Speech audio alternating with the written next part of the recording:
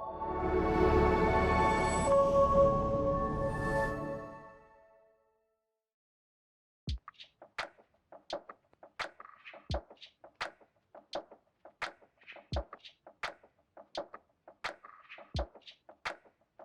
curious, are you able to ask Sean, in your own words, obviously, if there's anything that they learned from their parents or something that they carry forward or something that they learned from their parents that they don't carry forward? Kind of any kind of, we're getting into our family dynamics.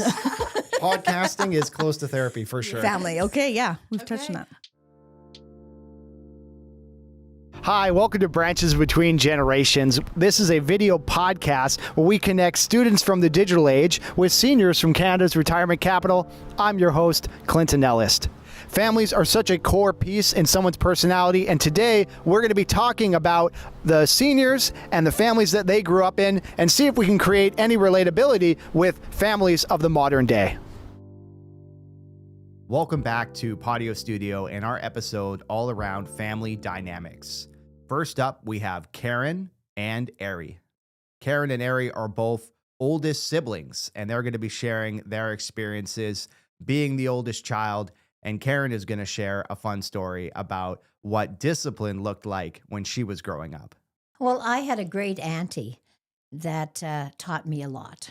And she always said, respect your elders, mind your manners, and just grow up as a nice girl. And so I tried to teach that to my brother and sister, right? But it seems the younger children, especially in my family, were able to get away with a lot more than I was. Yes. I think the eldest, sometimes those are the rules. And then I think they ease off a little bit more as other children come along in the family. And I'm not sure why, but I'm glad that I was the oldest because I think that I learned a lot from my great auntie. And I think there's nothing better than respect, not only for your elders, but respect for each other. It's very important. Yeah, I have a bit of the same with that.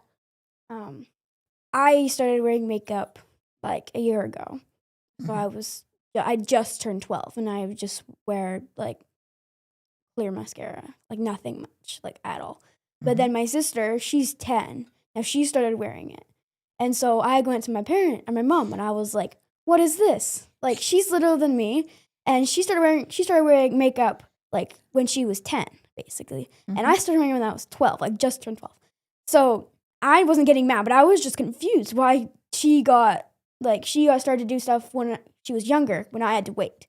So that was definitely a learning curve where I just had to respect that she might get things younger than I did, I guess. Yeah.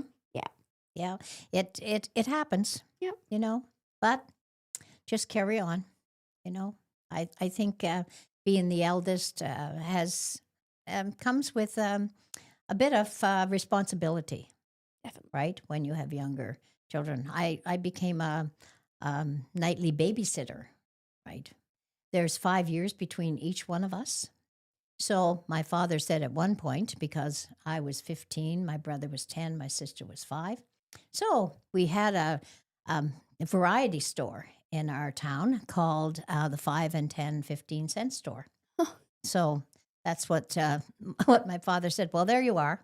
We've got that 5, 10, 15 cent store right here in our family. So I always remember that. There's certain funny things that you remember, Yeah. That's really cool. It's just a coincidence, I guess. Yeah, exactly. I don't know, but 5 years between us all. That's really cool. I actually didn't realize that when I invited you guys in. So you're both 3 family siblings, essentially. Yeah, and all the oldest children. I love this conversation about family. Did you guys ever, again, just like a little joking story potentially, did you guys ever get into trouble with something that your younger sibling did, but the blame fell on you? Do you guys have a story or something to share along those lines? Well, that's happened before. I can't think. I know it's happened before. I can't really think of one that's happened like that. I remember, but no, I can't really remember anything like that. I know I got in trouble myself a couple of times. One was kind of silly, actually. But, you know, when you have peers, you have a bit of pressure sometimes. And so there was three of us, and we were walking down the street, and this gentleman had a garden in his backyard behind his garage. And for a long time, you know, they'd say, oh, look at those tomatoes and cucumbers in there. And we should go in and just sit in and have a few of them, you know, let's sit in his garden. Let's bring a salt shaker the next time. Oh, no, we can't. Oh, don't be such a chicken, Karen. You can do that. And so after a while, I said, yeah, you know what? I've got the salt shaker in my pocket now. And so into the garden bed we went, and we we sat. I think we ate 2 or 3 cucumbers each, and we decided to just take a couple of tomatoes and put them in our pockets. Oh. And so off we went, and we just walked around town a little bit. And on our way back, these cars are going by, and they said, "Oh, okay, let's see how smart you are, Karen, or are you a chicken as well now about this? You know, there's tomatoes in your pocket? Well, let's throw them at a car." Oh my. And I thought, oh, no, we can't do that. We can't do that. Oh, come on, you know. And then they say, you know, you just don't want to do it. You're just too scared to do it. You're just a little chicken. And so after a while, I thought, okay, there's a car coming. I took a tomato out of my pocket, and I threw it at the car, and it hit the windshield. The guy stopped the car, grabbed me, put me in the back seat, and took me to the police station. Oh my. Well, my mother came down, and she didn't get mad too often, but she was mad that day, and she pointed her finger at that guy, and she said, "Don't you ever put your hands on my daughter again." But it was a big lesson learned because, you know, when they take you to the police station, that's a big deal. So I didn't do anything too bad after that. But that was a biggie. But I got in big trouble with my mom when I got home. Someone have done that, like, if I had thrown a tomato at someone's car and then they took me, like, in the car and then brought me to the police station, they would probably, like, get in trouble for taking a child, though. Oh, Like, absolutely. Other times, different times, obviously, but doing that is not Yeah. very good. No. Taking someone's kid. No, it wasn't. But it sure scared me straight, as the saying would go. I was a pretty good girl after that. Pretty good girl after that. Your question about have you ever get blamed for something, I remembered something that happened, like, not that long ago, like, a few weeks ago. I was grabbing, filling up my water bottle with ice from the freezer. My sister wanted to get something in the fridge. And so I opened the freezer, and she came behind me and opened the fridge. But since they were, like that, her fingers got caught, and she started crying because her fingers got caught. Oh. And my mom came in, she got mad at me for pinching her fingers. But I was trying to tell her, I was like, I didn't do that. She opened the fridge and banged them on the freezer that I had already opened. But my mom was not having it, and she was like, no, you hurt her. Like, that's not okay. She gave me trouble. But then later on, I came up to her and I told her, I was mad. I was like, I did not do that, because I was holding a grudge. I was like, I did not do that. And she was like, okay, well, I guess. And she hugged me because I was like mad or whatever. Like, yeah. So that's something I remember, I guess, that happening. Yeah. But you were strong enough to go and talk to Mom about that. So that's very good. Rather than going to your bedroom and stewing about it. Yeah. You know, it's always good to talk things out. Yeah. Oh, that's great. Yeah. And so now everything's good again. Yeah. It was just something small, I guess, but When you've done something, it's good to admit you've done it, and then that makes you feel better. But if you haven't done something, then you need to talk about it. yeah, because know. a little fib turns into a big lie over time. That's exactly right. So your parents are teaching you the right way to go. I mean, I guess. I would say so. From an oldie to a youngie, I would say they're doing just the right thing for you. Thank you. That's nice. Yeah. This next interview is between Rob and Aiden. Here, Rob shares what it's like to grow up in a single-parent household and applauds his mom for all the hard work that she did raising himself and his sister. The life that you have is, I'm not saying my life was bad because it was just my mom that raised me and my sister, but I mean, if you have literal both your parents in your life, that's huge. Yeah. You know, like my father passed away when I was 17, right? And not going down that road, it was quite harsh for me. Yeah. But I mean, to see the struggle that my mom like had, like raising myself, my sister, and then finally when we were old enough to kind of look after ourselves, um, to move on for herself and get her finish her schooling, right? Yeah.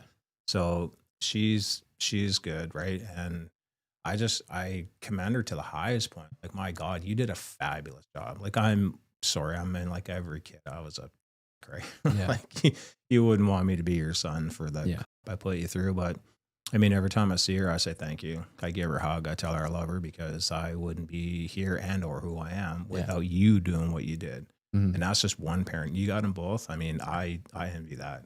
Yeah. You think of the stress that's on the one parent to be both those people.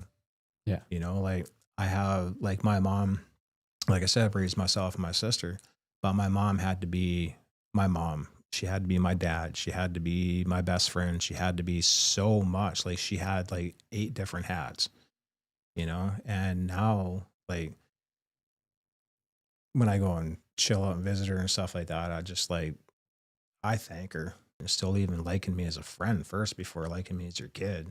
Yeah. You know, and if you have that, that's you're probably 20 steps further than a lot of Yeah. other people, you know?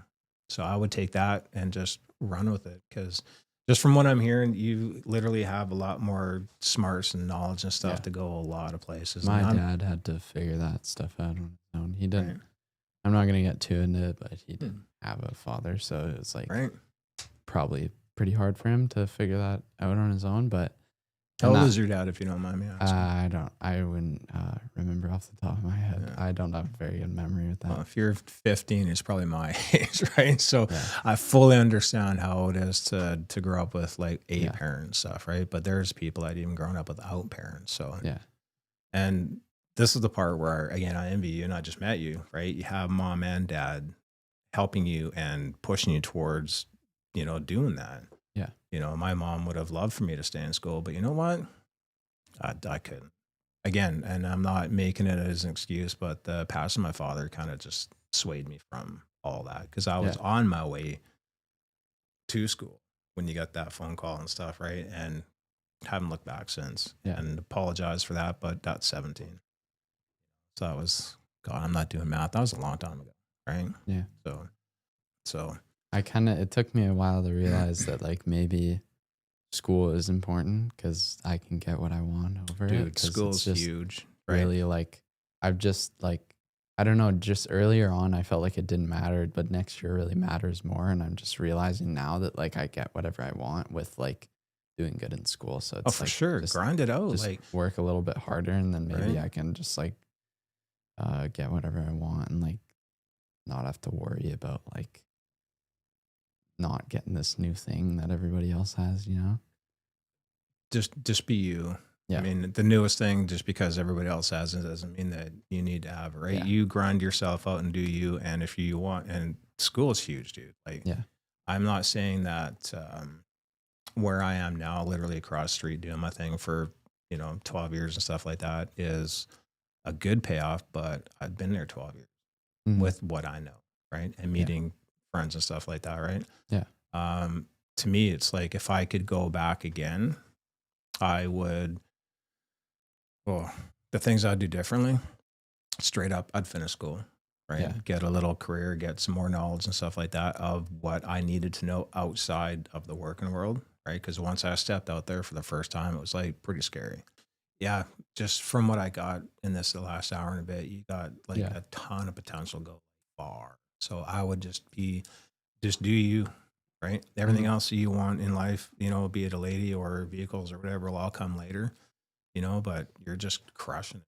Yeah. Kind of envious of the guy, right? Like, I didn't even have this ambition to get out of bed at 15, for God's sakes. And look at this guy just crushing it. Yeah. So Yeah, I mean, I don't want to get out of bed either. But I don't. I have much know, of a right? choice. He made me come out. Come do my podcast. Okay. But yeah, you literally, like I said, man, you're a pretty good kid. You got like a lot of potential. You got a lot of street knowledge. You got a lot of smarts, and stay in school, man. Like, Mhm. I'm not saying I'm a prodigy of not staying in school, but I have survived this long without a proper education. And Yeah. I'm thinking I'm happy. And that's the most important part. Like, no matter what you do in your life, if you're not happy it's kind of difficult. The next interview is between Sean and Camden. Here, Sean shares their experiences caring for their aging parents as they grow old and discusses the changing dynamics that happen within a family when kids become adults themselves. What have you learned from your parents and like carried forward with you? Yeah, great question. Mhm. I actually grew up in a blended family. So I had Okay. a stepfather from the age of 7 onwards, and my birth mother. Through that, I gained a stepsister who is my best friend. We're actually the same age. Oh wow. And so we grew up together kind of Amazing. from age 7. And, but we lived a very conservative kind of like, in Calgary family, middle class, just Yeah. growing up doing our thing. Mhm. And, but, my parents, yeah, wow. It's a big question because, they both brought in, their own traumas and everything Yeah. into the family fold. And I always say, I give grace to my parents, like they did the best they could do with what they had at the Exactly. time, Yeah. although it wasn't enough. Exactly. But as an adult now, and I've seen both my parents through to their transitioning to their death. That was a big turning point for me. It was Yeah. actually when my parents I bet. died versus when Wow. they're living. Oh. No, but in a good way. Okay. Because it also offered me the ability to not be shadowed or I spent a lot of time as primary caregivers for both my elderly parents. So I was then given almost like a freedom. Yeah. Time freedom. Yeah. I moved from Calgary to Vancouver Island. I changed my life. And so lots of things have fallen into place. But when I told my parents, I was 23 years old, and I said, I think this is what's happening. And, they're like, okay. Okay. And then they went away for a while, and I'm like, I was living on my own at the time. And I'm Yeah, like, just where'd a they go? little And then they came back to confused. me. And this is a Okay. funny thing, but they said, okay, wow, we went to see a psychologist about this. Okay. I'm like, all right. All and right. they're like, you figure that out. and we're good now. I'm like, Okay. okay. Okay, maybe that's what people need to do. like But, what? it was funny because they said, the only problem homosexuals have is with the parents who don't accept them. Oh. I'll repeat that. The only problem homosexuals have is the parents who mistreat them. So that was, I was 23 years old and I landed, and it stays in my heart. Yeah. It could have gone in any direction. Mm-hmm. Whatever that doctor decided to say to them, because they Yeah. were very focused on, those professionals are telling us what to do, because they didn't have enough ability. They didn't have the internet to even go. No, look they up just what wanted the word someone to homosexual tell meant, them right? and explain them what's going not on. a hot clue. Yeah. Other than, I have a cousin's uncle's sister's grandma was gay, or always trying to draw correlations Yeah, exactly. to their Just trying to world. make it make sense. Make it make sense. in their brains. Yeah. And Yeah. so, here I am off, and of course, firstly they go, well, I guess we're not going to have any grandkids from you. I'm like, well, I have a 21-year-old son now. So Yep. yes. And I gave birth to him. And so it's like, well, I got you there. But anyways, goodness. they were very, they thought this was it. Like, yeah, exactly. they thought, okay, that's it. We don't need to worry. And my name at the time was Shauna. yeah. About her, we'll just worry about these other, kind of like, because they didn't know what to do. Yeah. And again, going back, I can only go back now, Exactly. give them the grace that they didn't know. Yeah. And they did the best they could. Exactly. And I'm navigating a new life of my own Mhm. as well. So yeah, it was interesting Yeah. to say the least. Mhm. But they were supportive. That's At the end of the day, they were supportive. They were grandparents, and they had a Yeah. grandson, and proud of him. And It's amazing. I always say, people have journeys. We all doing it together or separately. Exactly.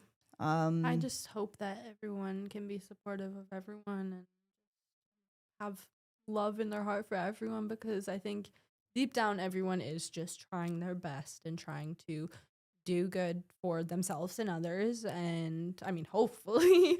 Yeah, and people who know me always say I spread love and rainbows, and Oh, that is yes. literally what I'm doing until the day I die. From the day I met you. Love and rainbows. Love and rainbows. I gotta get yes. a tattoo, love and rainbows, You right? do, of Yeah. course. Yes. But I think leading with love is probably the best way to go. Exactly. I haven't always done that. I didn't know to do that. Yeah. Sitting here today with you now, Mhm. I know that that Yeah. is my mission every day. It's just to Attention. smile and love and Exactly. accept people that way. If if people meet you at that level, it's golden. Exactly. Yeah. So Yep. it's really hard to combat love. Mm-hmm. That is Hate's true. really Yes. easy. Hate Mhm. and fear. There's a lot of fear out there, Yep. but when people meet me, I'm usually able to diffuse it a little bit. You are. I love that.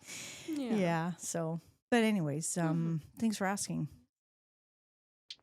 Last but certainly not least, we have Les and Marina. Les shares his experiences growing up at a time that was very laissez-faire, and Marina talks about her two parents who have differing opinions on the subject of how long a leash their kid should have. I'm just wondering, at what point were you allowed to leave and just go without much supervision by an adult? Because I know these days, because I have a phone now, Right. everywhere I go, like if I want to go out with some friends, like every time I switch locations, like if I go from the park into Right. the forest, then I have to tell my Yeah. parents, oh, I'm moving locations now. Yes. And which is, I understand, and it's for safety and it's important, but Yeah. it's feels a little extreme sometimes. I have to agree with you. I feel the parents today are what they call helicopter parents, and they tend to always be on top of their kids, needing to know where they are. And when I grew up, we didn't have that. We had a freedom to do what we wanted. Our parents knew where we were going for the day, but if they wouldn't worry about us till if we didn't show up for dinner, then they would start to worry. But that was something that seldom ever happened. I always got home and things were looked after. Mhm. So that was the difference. And it is so different today. I agree with you. But I think we perceive a lot of dangers out there that maybe aren't out there. Like I think our parents are so worried about the bad guy out there. Well, Mhm. they were around when I was young too, but we kind of learned to always be around other people, or we could yell out if somebody tried to do something strange to us. I feel today we just don't give our kids enough freedom to go and do those things. I think it would be better for them to learn to look after themselves, independently and look out for the dangers, and then they could look after themselves better in life as they got a bit older. I sometimes feel that students, as they get up into their even 20s, are still almost staying at home.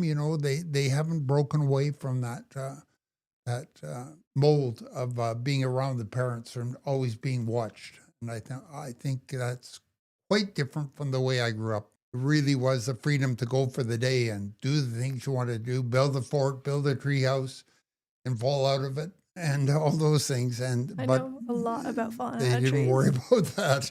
Yeah. So that was very good. Yeah. So there was a lot more freedom when you were growing up. Did anything ever go awry with any of your friends or any of your siblings or? No, that's the strange thing. We used to think about today, all these things that could go wrong, but really, I can't remember anybody ever dying from anything or anything happening. And in those days, we didn't even have seatbelts, in cars. So we all drove around without seatbelts. The kids all got thrown in the back seat, free and wide open. And I don't remember anybody dying from that either. So I think we've overemphasized the dangers to too large a degree now. It should be, there are some dangers out there, but we should recognize those dangers and look after them ourselves. Mhm. Now, we do have young people today. I mean, they go and jump off cliffs down there and what do they call it? Cliff diving or whatever. And they do get hurt quite badly sometimes. So, but I guess, I don't know.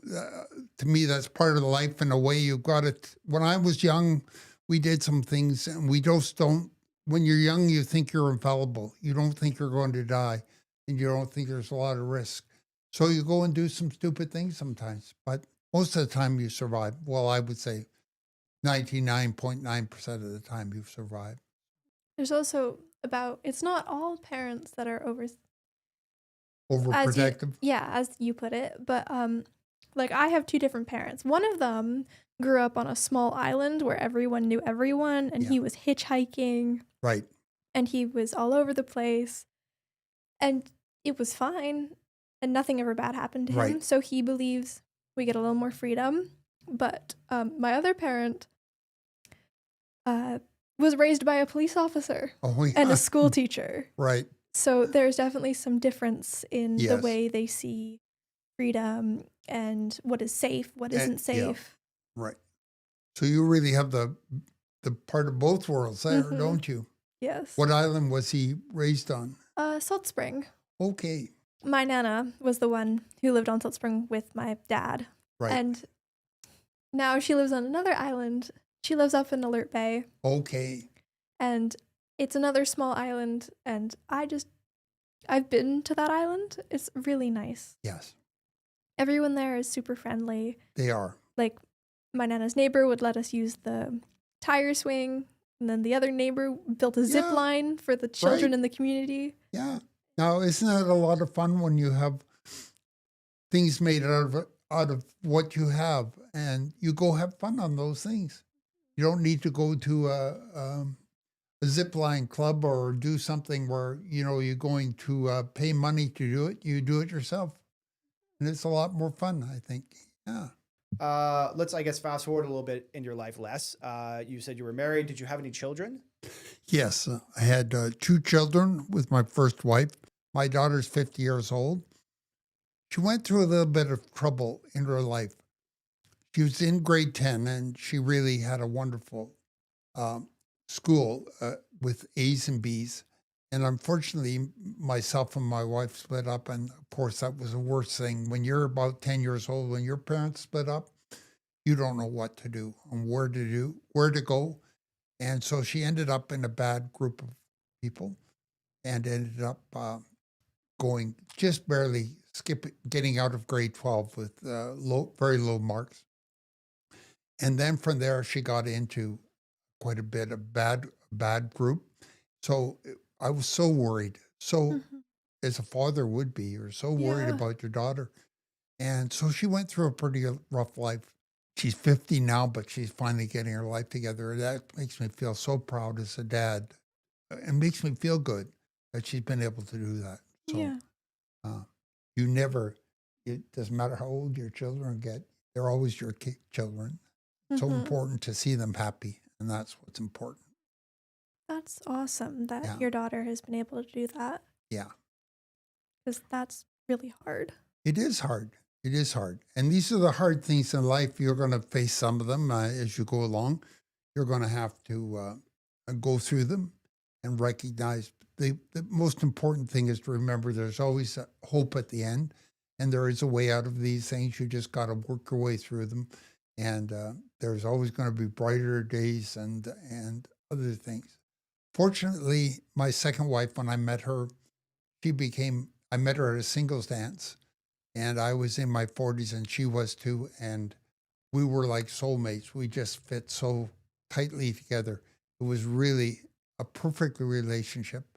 And I was lucky to have her for the rest of her life and what was a majority of my life. And it was one of those things so rare in life to find. Well, I shouldn't say it's so rare. It happens to quite a few people. But if you can find that perfect match, there's nothing better than that. Is there anything that your parents have taught you through actions or words that you have decided to teach your children or not to? And I'd like to know what reason.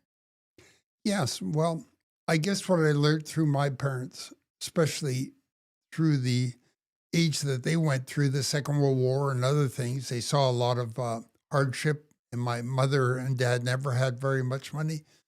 But the main thing I learned from my parents was to be honest, respectful, always say the right thing. You know, that old thing that Thumper said to Bambi was, if if you can't say something nice, don't say anything at all. And I think that's so true in life. You just have to go through life. There's so much gossiping going on, and people want to say something about somebody, especially like where I am too, in Berwick. There are the ones that just can't help themselves. They have to create that problem. And I always am reminded of that my mother told me that. If you can't say anything nice about somebody, don't say anything at all. Because it doesn't do anybody any good to do that kind of thing. I think they taught me that money isn't everything. You know, making a lot of money doesn't make you happy.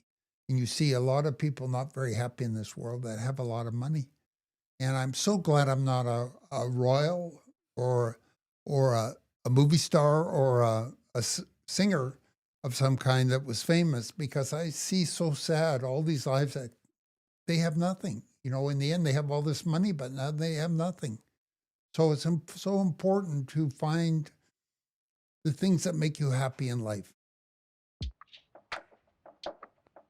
I hope you enjoyed that episode all about family dynamics. Next time, we're going to be talking about values and service, which is definitely related, but more talking about social values and the values of community. And we're going to see who's a volunteer. So that should be fun.